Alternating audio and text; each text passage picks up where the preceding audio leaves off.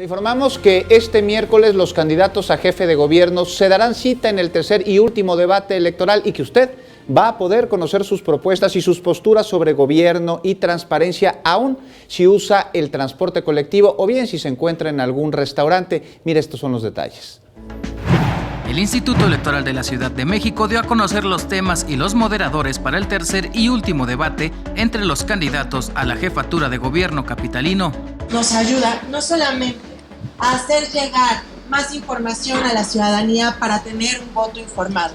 Y este voto informado que se necesita para que el día 1 de julio las y los ciudadanos de la Ciudad de México puedan ejercerlo con total libertad, pero sobre todo con la mayor información posible dentro de este proceso electoral.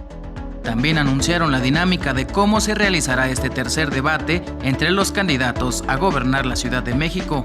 En los andenes del metro que tienen sonido y también imagen, se estará también haciendo esta transmisión. Una transmisión en tiempo real. Nunca antes se había hecho una transmisión de un debate de jefatura de gobierno, inclusive presidencial, dentro del metro.